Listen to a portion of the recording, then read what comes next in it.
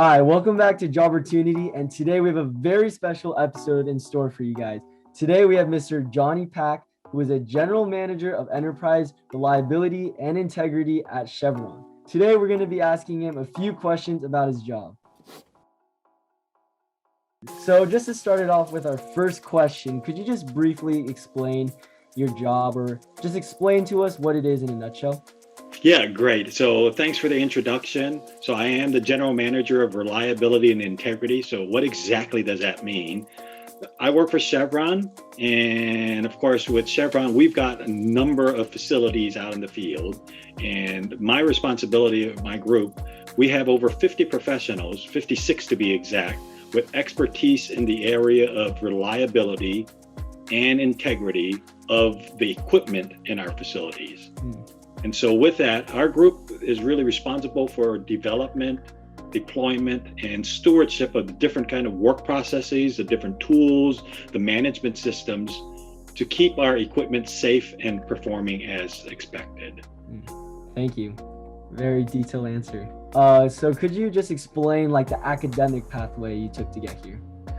Yeah, so for myself, again, I studied mechanical engineering. I got a bachelor's degree in mechanical engineering. Did not decide to pursue a master's. Right?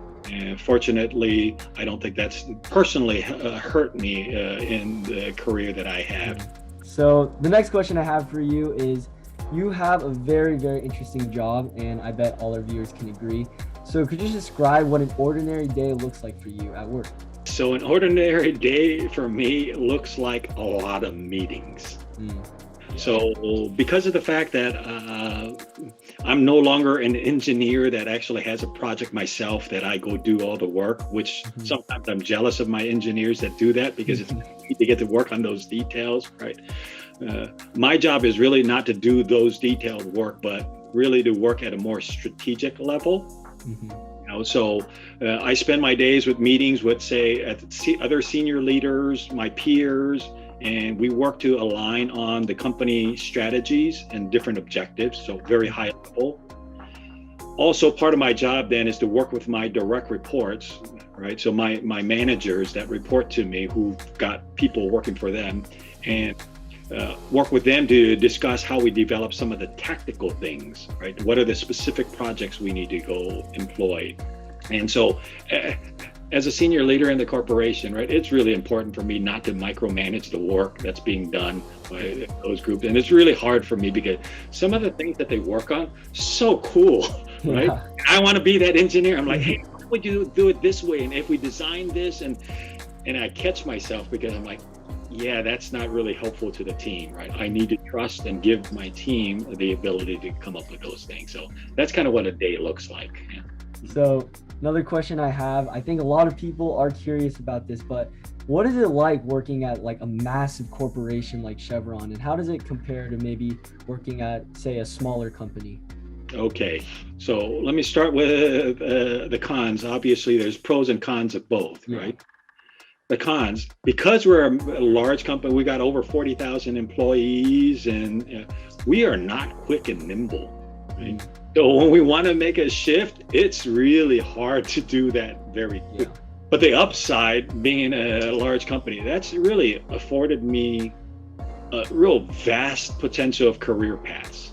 I shared with you, right? I could have stayed in the technical career path. Well, I chose one to be in the technical management career path, but there's other career paths I could have and still today could continue to aspire to if I wanted to. Also, because we're a large company, we're a global company, so we've got sites spanning across the entire globe. And this has really afforded my family, my immediate family, to live in several places domestically here in the US. Right. It's also allowed me to go visit many countries like Korea, Thailand, Singapore, Australia. I've been to all those places, and not sure I would have been to those places had I not been working for a company that's kind of got that global footprint. So another question I have, I think you've kind of talked a little bit about it before, but one of the main aspects of your job is managing a large group of professionals, like you said, the specifics and all that kind of stuff. So What has your experience been like working and managing so many different people? If everybody behaved and if all people were the same, Yeah. it'd be very easy. Knowing that that's not the case. People are different. Every person is different. And so the challenge with that is that I need to tailor my management style differently with different people. I learned early on in my career that, doing it exactly the same for every person just does not work. What might be inspiring and supportive to one person may come across as being, a negative thing for another person. So, as you state, people are different, diverse thinking, different work experiences and knowledge. So I need to adapt to each person uniquely. And so that's what I'm doing. But the foundation for me is that I start by being an empathetic and servant leader.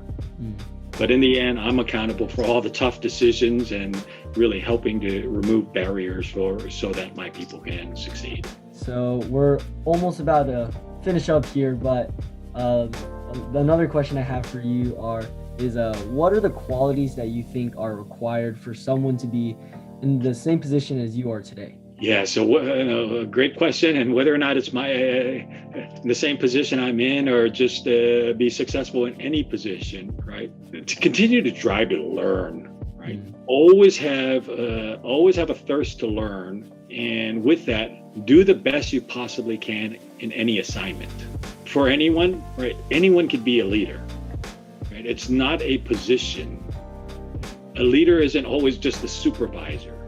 What an amazing way to cap off this incredible interview. Thank you so much, Mr. Pak.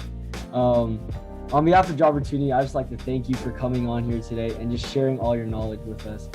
I just want to thank all the viewers that are watching, and if you are at the end of the video and you didn't watch the whole thing, go watch the whole thing. It was amazing. There's so much great advice and so many great things that you can learn from this amazing man right here. So thank you all for watching, and I'll see you guys all next time.